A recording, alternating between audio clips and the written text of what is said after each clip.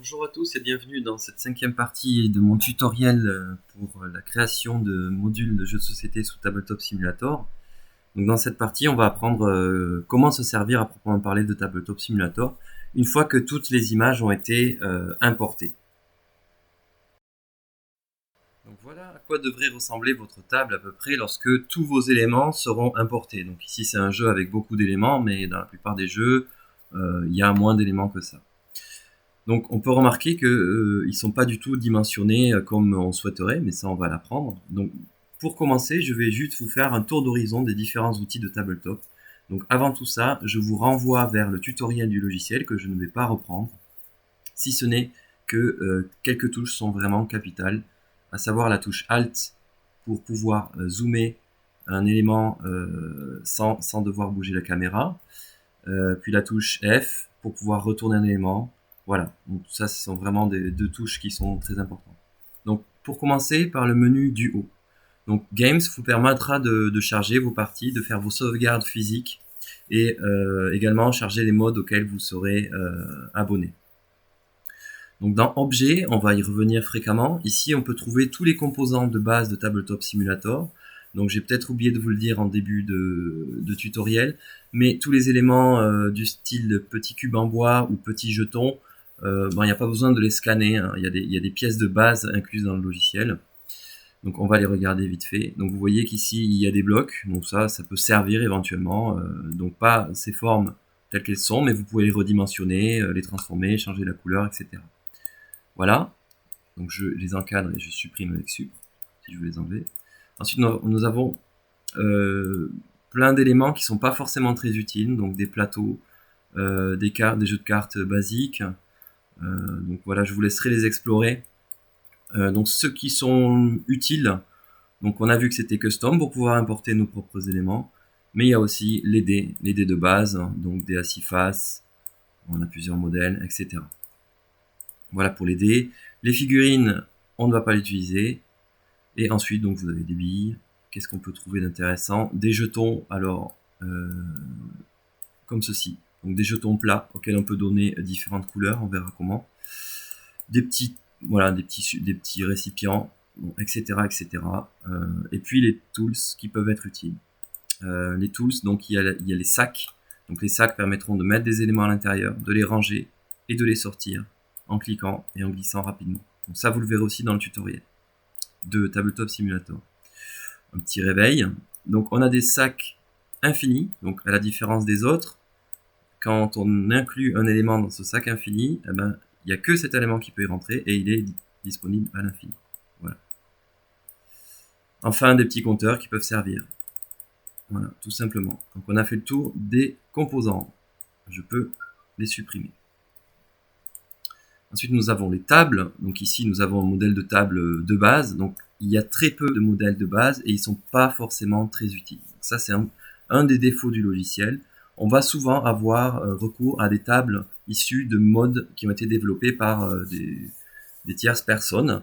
Donc on utilise soit cette table ici quand on a vraiment un jeu de petite taille, soit une table plus grande, mais il va falloir fournir une texture de fond. Donc je vais vous en proposer une en lien en bas de la vidéo, une petite texture en cuir pour avoir quelque chose à fournir si le logiciel vous le demande. Sinon, vous aurez une table toute blanche. Donc on va rester sur Synapse pour l'instant.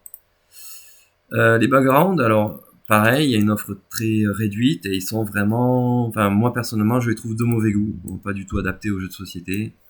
Et donc je vous conseille d'utiliser le Muséum qui est neutre. Voilà. Ensuite, nous avons tous les objets que vous avez sauvegardés. Donc ici, c'est une banque que vous aurez créée sur votre disque dur. Donc pour sauvegarder un objet, il suffit de cliquer droit dessus et faire Save Object. Donc là, on aura un menu qui va vous demander dans quel dossier vous voulez mettre l'objet, sous quel nom. Donc vous pouvez les conserver. Donc sachez quelque chose de très important, quand vous sauvegardez un objet, il va sauvegarder simplement l'adressage de cet objet. C'est-à-dire que s'il est stocké sur votre disque dur, eh bien, vous conserverez l'objet tant qu'il sera sur votre disque dur. S'il est stocké sur un serveur d'une tierce personne, eh bien, si un jour cette personne va supprimer l'objet de son serveur, vous ne pourrez plus y accéder. Donc voilà, ça c'est Save Object. Si vous voulez conserver un objet pour vous, eh bien vous faites bouton droit et custom, comme on a vu précédemment. Vous prenez ces liens-là et vous vous rendez sur une fenêtre de navigation internet pour aller télécharger les images. Et donc il va falloir les stocker comme ça sur votre disque dur si vous voulez vraiment être sûr de les conserver indéfiniment. On a fait le tour des objets. Donc musique permet d'importer des MP3 et de créer des playlists. Donc je ne reviens pas trop dessus. Notebook, très peu utile. C'est pour écrire des notes. Voilà, donc ça c'est à votre discrétion.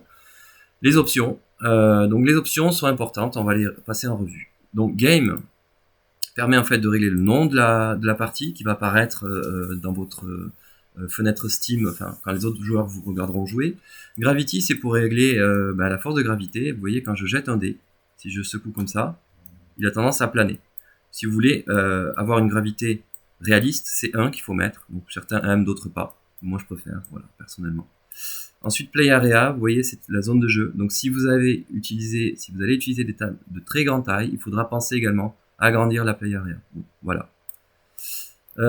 Ensuite, serveur, c'est pas très utile. Les permissions, c'est pour les autres joueurs, pour enlever des permissions. Bon, voilà, c'est pas très utile non plus. La grid, alors ça, c'est très utile pour installer votre module.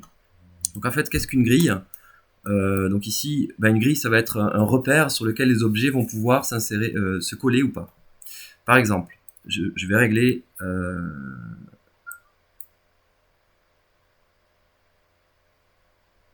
voilà, je clique sur Show Lines pour vous montrer quelle serait cette grille. Donc ici, par défaut, il n'y en a pas. La couleur, on s'en fiche. L'opacité, on peut la régler. Voilà. Et puis, Snapping, c'est là qu'elle va prendre effet. Donc si on met Off, la grille n'est juste que visuelle. Si on commence à mettre Both, par exemple, eh bien, les objets vont soit se greffer à l'intersection des lignes, soit au centre. Vous voyez. Vous pouvez aussi régler Lines, donc elle ira que au niveau des intersections, ou Center, que au niveau des centres des cases. Voilà. En général, on utilise Both. Et je vous conseille, moi, pour faire votre mode, pour bien disposer les objets, bon, si vous avez tendance à être un petit peu maniaque, vous mettez une grille, vous la dimensionnez à 0,5.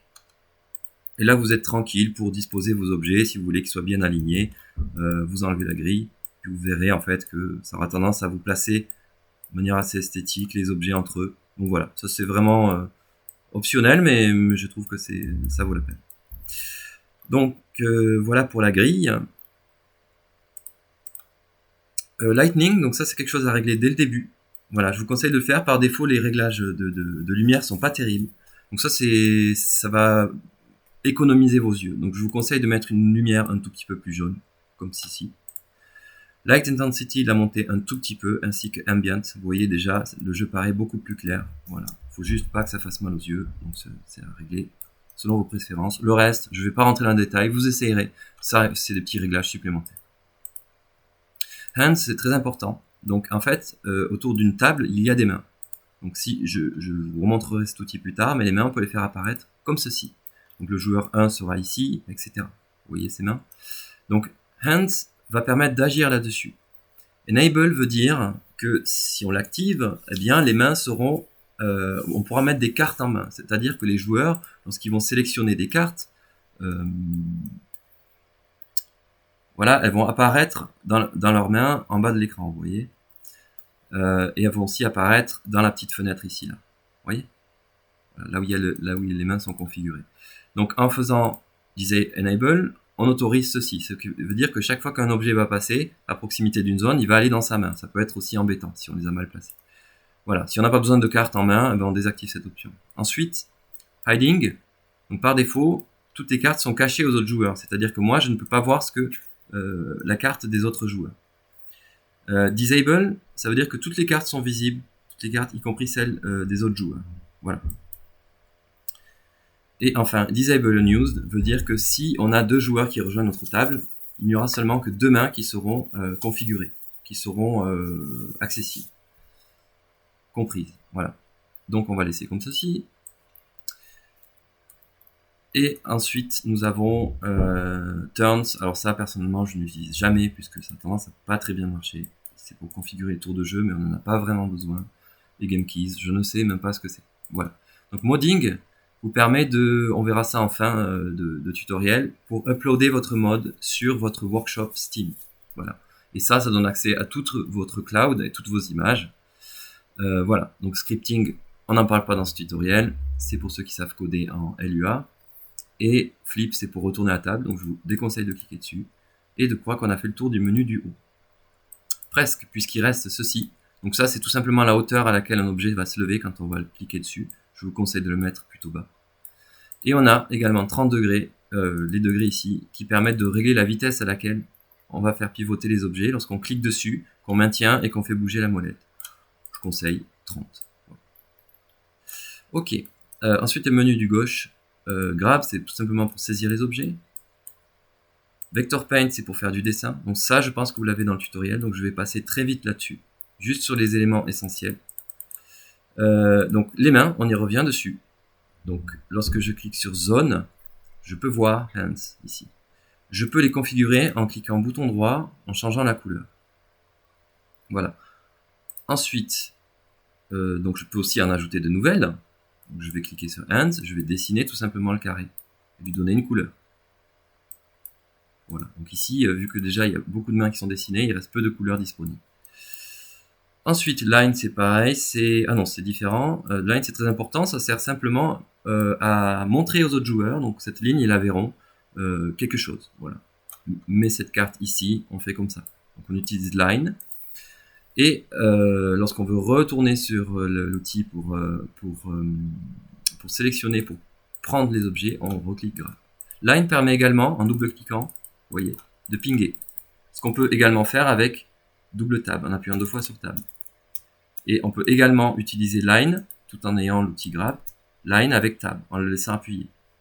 Voilà, et ça revient sur l'outil Grab. Donc c'est assez pratique d'utiliser tab. Join, je passe là-dessus. Texte, pour écrire du texte, évidemment. Voilà. Et le gizmo, c'est l'outil le plus utile de tous. C'est celui qui va vous permettre de déplacer précisément et de redimensionner vos objets. Donc qu'avons-nous là-dessus? C'est comme du dessin industriel, pour ceux qui connaissent. Ici, nous avons la position. Donc si je change par exemple 10,10, voilà, ça va déplacer à la coordonnée X qu'on lui a donnée. Donc Y pour les hauteurs, hop, il va être en lévitation. Et le Z, il va vers le haut, là. Donc si je lui mets 12, il va monter un petit peu. Voilà. Ok. Donc ça, Gizmo, je peux cliquer dessus et utiliser directement les vecteurs. Là. Voyez. Je peux cliquer au milieu aussi pour utiliser le plan. Je ne sais pas si on le voit bien à la caméra. Ensuite, il y a la rotation. Donc ça, voilà, par défaut, tous les éléments sont à 0, 180. Mais si je veux le mettre à 90 degrés, je fais comme ça. Ou je peux le faire à la main avec Rotate, ici. Mais c'est moins pratique en général. Moi, j'utilise plutôt la saisie. Voilà. Voilà pour le gizmo. On peut utiliser aussi l'échelle, scale, agrandir l'échelle. Donc ça, je conseille fortement de passer par la prise numérique. Enfin, taper directement les valeurs dans l'interface. Et donc local et global, c'est soit on se réfère à l'objet, soit on se réfère à la totalité de la table. Voilà, donc global, c'est très bien, vous pouvez rester dessus. Les décals, ce sont des tampons. Si vous avez des petites images en PNG ou en JPEG, vous pouvez les tamponner, les imprimer sur des cartes ou même sur la table. Ça peut servir éventuellement. Et enfin, les snap points sont le deuxième outil le plus utile. C'est-à-dire que parfois, on va vouloir... Donc, je vais commencer à vous montrer un exemple ici. Donc, le plateau est minuscule. Mais imaginons qu'il soit un petit peu plus gros. Donc, il n'y aura pas la place sur cette table de l'agrandir. Mais on va le mettre à, mettons, 4. Voilà.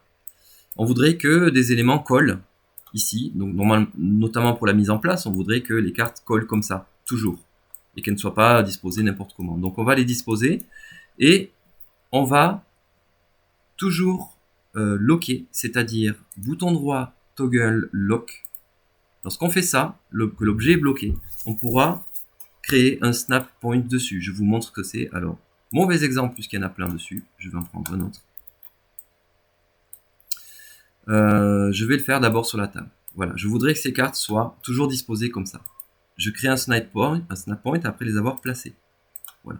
Ce qui fait que quand elles seront amenées à arriver à proximité de ces points, elles vont automatiquement se greffer dessus. Voilà, donc ça c'est très pratique pour les mises en place, je vous conseille d'en faire, ça rend le jeu plus agréable. Donc si on veut mettre des snap points sur le plateau comme j'ai voulu faire, on va prendre par exemple une tuile qu'on va agrandir. Voilà, on voudrait que ce cube-là, à chaque fois, enfin ça c'est vraiment pour aller dans le détail, colle bien aux zones où il doit aller. Donc on va premièrement locker, comme ça, bouton droit lock, ou alors vous appuyez sur L, c'est la même chose.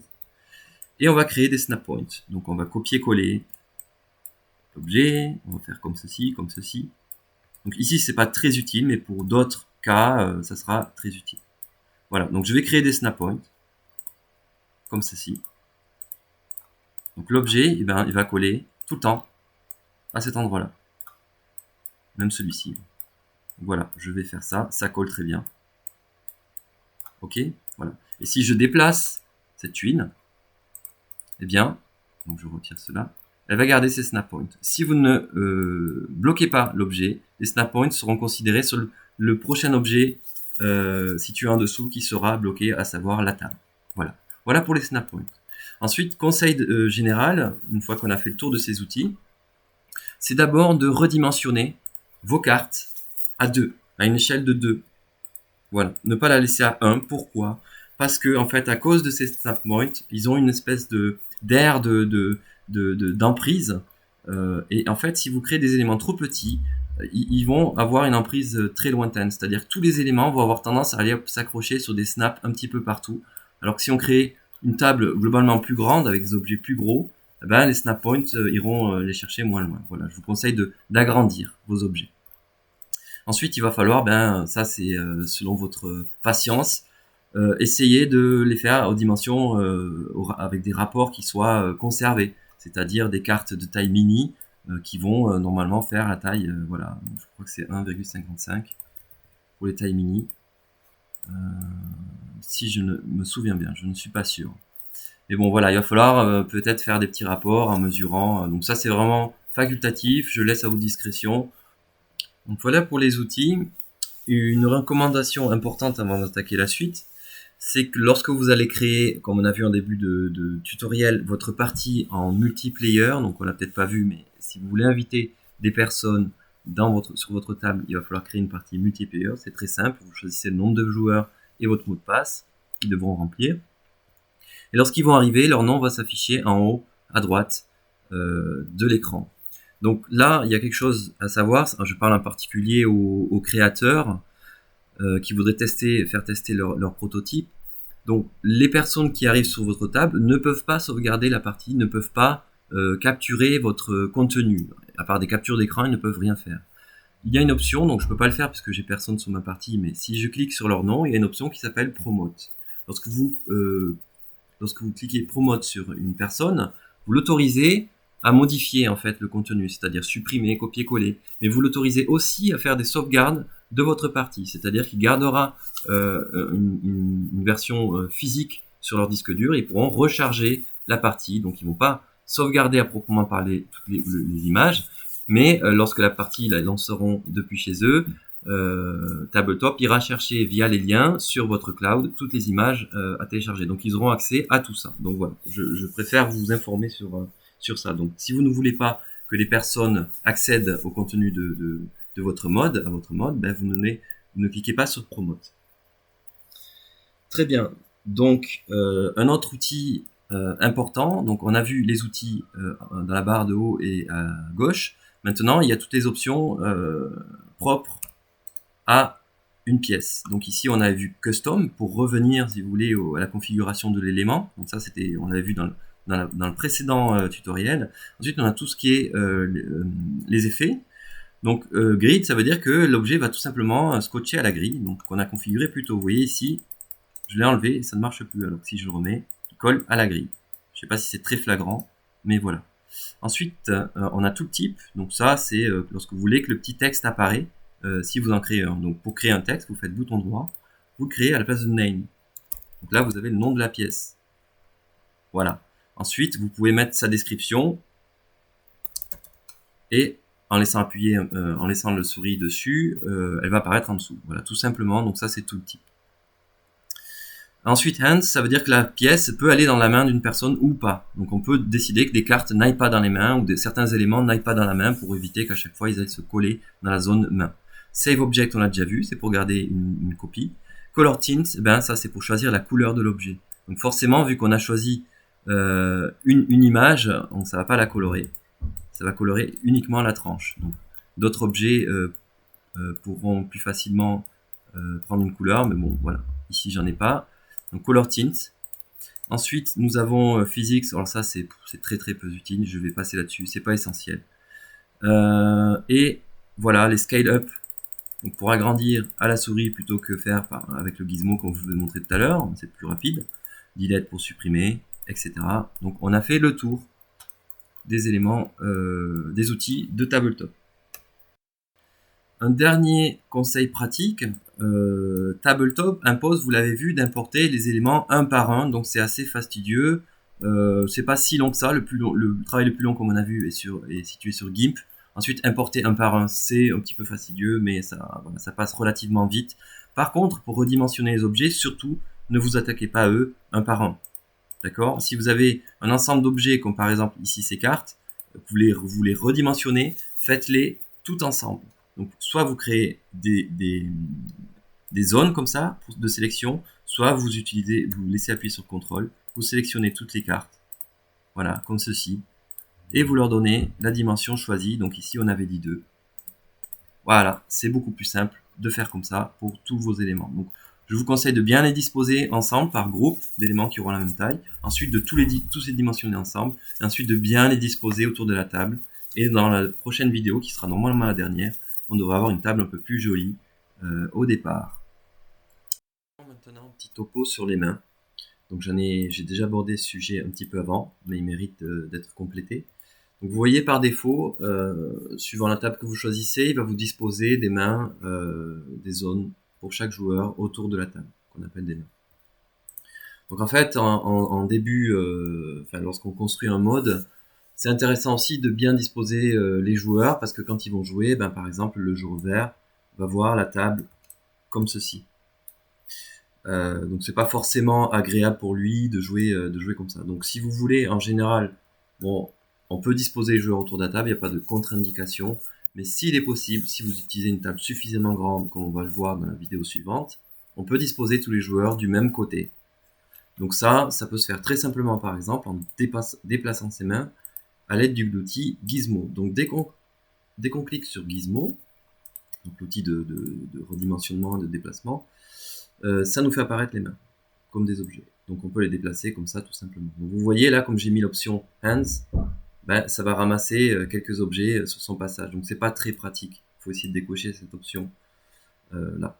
Donc pour placer les mains du même côté, imaginons pour 4 joueurs, je vais essayer de leur faire avoir la même orientation, parce que si les orientations sont différentes, les caméras vont pas se tourner dans le même sens.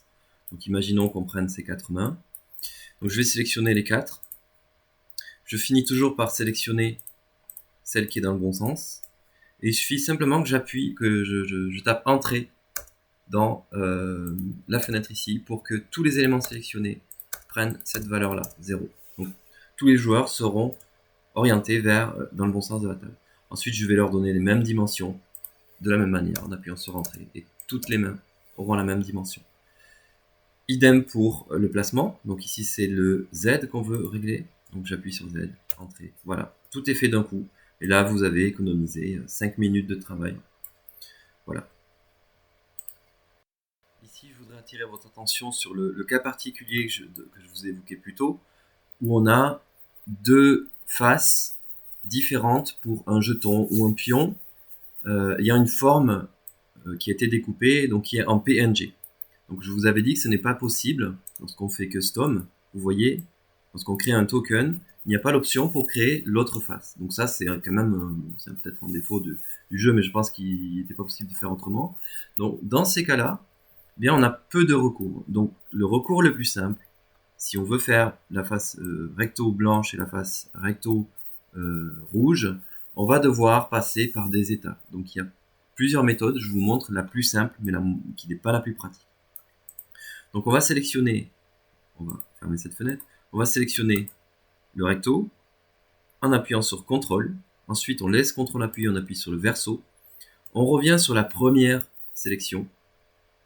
On fait bouton droit et on clique Create States, cette espèce d'icône avec des petites bulles bleues. Donc lorsqu'on fait ça, il va en quelque sorte fusionner plusieurs objets en un. Voilà. Donc là, on va passer la souris dessus. Donc je vais activer, donc par défaut, il y a tout le type qui est activé, il était désactivé. Donc on voit qu'il y a 1 sur 2. Donc ça, c'est l'état numéro 1 sur 2 états. Donc si je veux changer d'état, je fais state 2.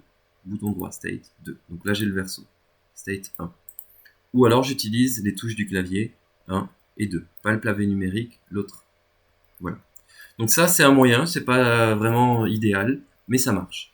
Donc on peut ainsi faire des objets avec 12, 100 états, autant que vous voulez. Donc c'est comme ça avant qu'on faisait des notices d'utilisation avant de pouvoir importer des PDF. On mettait une page par état et on pouvait zapper entre les pages comme ceci avec les états. Donc ça, vous pouvez avoir plein d'utilisations avec les états, et donc c'est à vous d'imaginer ce que vous pouvez en faire. Voilà.